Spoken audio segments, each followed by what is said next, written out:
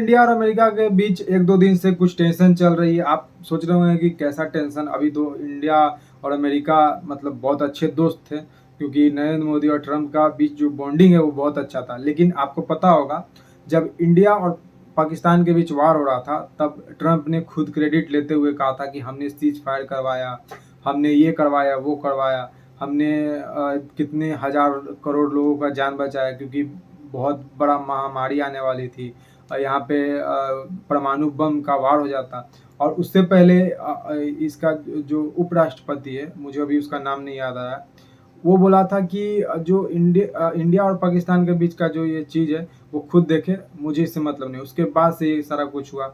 और Donald Trump कई मंचों पर ये बोल चुका था कि इंडिया और पाकिस्तान का बीच का जो कॉन्फ्लिक्ट है मैंने छुड़वाया, और मैंने इन दोनों को कहा था कि आपसे कोई व्यापार नहीं करेंगे जब तक आप ये कुछ बंद नहीं करेंगे। तो इससे इंडिया रिटेलिएट कर रहा था। इंडिया के विदेश मंत्री, इंडिया के जो एम्बेसी है, वो सारा कुछ उन्होंने कहा था कि इंडिया कभी भी किसी के दबाव में आकर ये युद्ध नहीं रोका है, क्योंकि पाकिस्तान भागते भागते अमेरिका के पास गया, तो पाकिस्तान ये पहला पहल किया था, इंडिया ये पहल नहीं किया है। और इंडिया के तरफ से कोई सीज फायर नहीं हुआ है। अपने काम को, अपने ऑपरेशन को इंडिया स्थगित किया है, थोड़े दिन के लिए होल्ड ऑन किया है। लेकिन ये ऑपरेशन आगे चलने वाला है ज़रूरत पड़ा तो, क्योंकि नरेंद्र मोदी ने भी कहा था अभी उधमपुर में, जब जवानों को संबोधन कर रहे थे नरेंद्र मोदी, उसके बाद जब रात 8 बजे आए थे राष्ट्र के नाम संबोधन करने, दोनों ही समय में उन्होंने ये बोला था कि हमने अभी टेररिस्ट पे काउंटर करना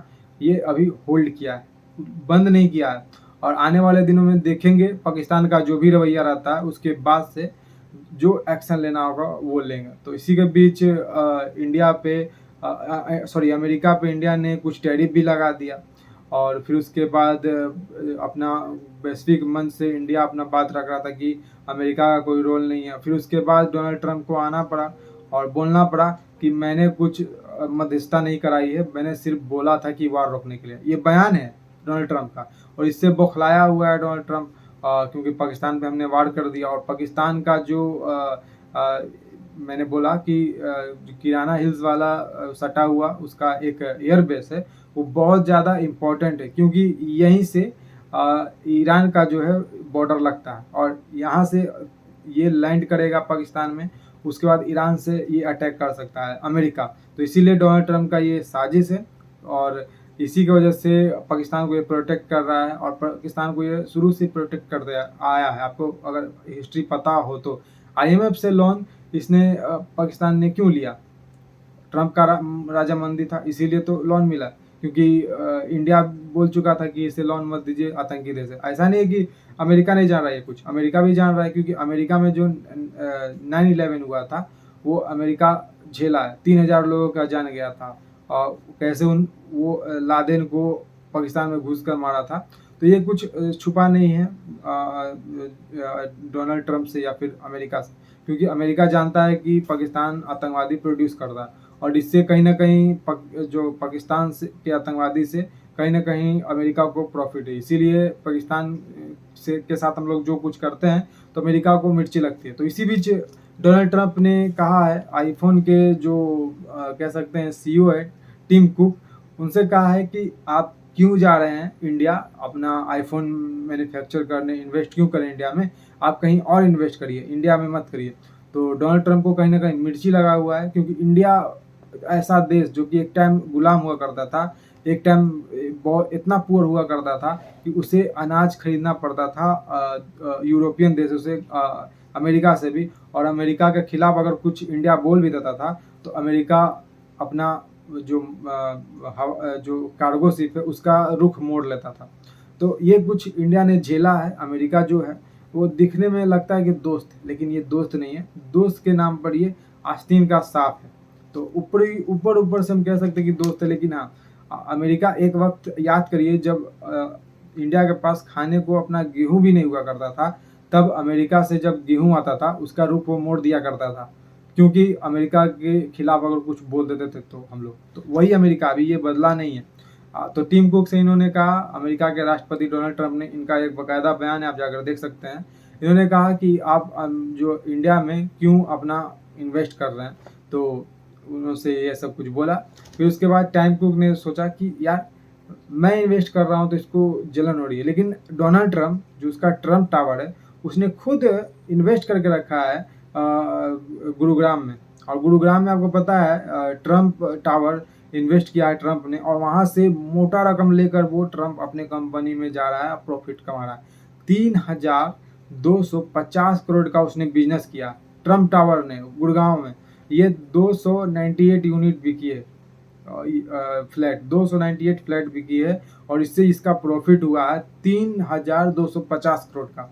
आप देख सकते हैं। तो ट्रम्प अपने जो इन्वेस्ट किया हुआ है हरियाणा में, इंडिया में, उसके लिए कुछ नहीं, उससे मोटा रकम कमा रहा है। लेकिन जो एप्पल है, टिम कुक ने जो किया है उसके लिए इसने बोला। तो टिम कुक ने सोचा कि यार मैं अपना फ़ायदा देखूंगा, क्योंकि जो ट्रम्प है वो अपना फ़ायदा तो देख रहा है, वो तो अपना वहाँ से ट्रम्प टावर नहीं हटा रहा, तो मैं क्यों ऐसा करूँ। तो इसीलिए जो एप्पल के सीईओ हैं टिम कुक ने बोला कि ऐसा कुछ नहीं होने वाला है, जो इंडिया में इन्वेस्ट करना था उनको वो करेंगे, और आगे इन्वेस्ट और भी बढ़ा सकते हैं। क्योंकि जो टिम कुक है एप्पल के सीईओ, वो अब कह चुके हैं कि चाइना से जितना भी उनका सेटअप है वो हटाकर इंडिया लाना चाहते हैं। क्योंकि चाइना को आप देखे होंगे, कभी ये महामारी कभी वो महामारी, और कोरोना सबसे बड़ी महामारी आपको पता है। और उसके बाद से टैरिफ जो वार चल रहा है, अमेरिका ने जो टैरिफ लगाया है 250% का चाइना पे, तो इससे एप्पल को भी नुकसान हो रहा है। तो इसीलिए एप्पल और भी जल्दी से यहाँ से जितना भी अपना इन्वेस्ट है वो निकाल कर इंडिया लाना चाहता है।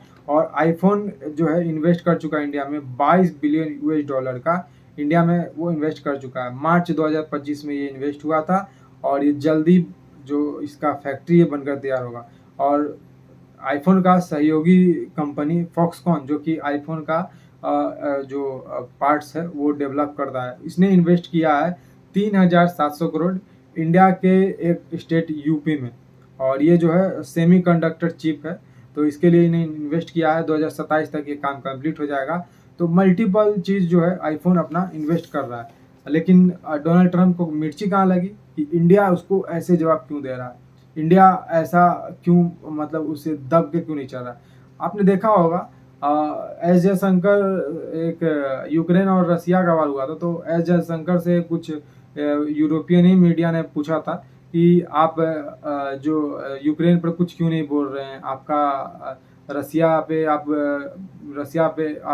कुछ नहीं बोल रहे हैं, रसिया से आप तेल खरीद रहे हैं, यूक्रेन को कुछ नहीं बोल रहे हैं, यूक्रेन और रसिया के बीच आपको लड़ाई सुलझाना चाहिए। ये कुछ यूरोपियन मीडिया ने बोला था एस जयशंकर को। तो एस जयशंकर बहुत अच्छा जवाब दिए। उन्होंने बोला कि जब भी यूरोपियन देश का कोई भी प्रॉब्लम आया तो उसे दुनिया वालों को बोलना चाहिए, लेकिन जब एशियाई देश का प्रॉब्लम है तो उससे जो यूरोपियन देश है उसको कोई फर्क नहीं पड़ता है। लेकिन जब यूरोपियन देश में कुछ कॉन्फ्लिक्ट होते हैं तब एशिया देश को बोलना चाहिए। तो ये बहुत दोगला किस्म का चरित्र है, ऐसा एस जयशंकर ने बोला था। और ये बहुत अच्छा जवाब दिया था, करारा तमाचा मारा था वहीं यूरोप में घुसकर, और यूरोपियन मीडिया में ये सारा कुछ बोला। तो बहुत अच्छा ये जवाब था, अब तक का सबसे बड़ा ये कूटनीतिक था। क्योंकि अब से आज से ऐसे पहले कभी हम ऐसे विदेश मंत्री को नहीं देखे कि ऐसा बरसे यूरोपी में जाके ऐसा कुछ बोले। तो ये कुछ करके दिखाया मोदी सरकार ने। ऐसे ही हम लोग नहीं बोलते हैं कि मोदी अच्छा कर रहे हैं, ये कर रहे हैं, वो कर रहे हैं। मोदी बाकायदा कुछ कर रहे हैं देश के लिए, तभी ये तीसरी टर्म है मोदी का।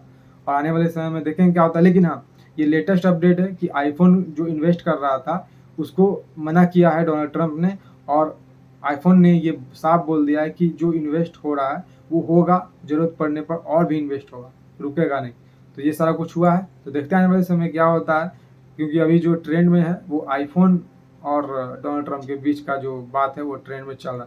फिलहाल आज के इस वीडियो में इतना ही। आप जरूर कमेंट करके बताइएगा कि जो मैंने ये बात बोली है ये आप इससे कितना रिलेट करते हैं, आपका ओपिनियन क्या है, ये कमेंट करके जरूर बता सकते हैं। फिलहाल आज की इस वीडियो में इतना ही। जय हिंद, वंदे मातरम, जय श्री राम।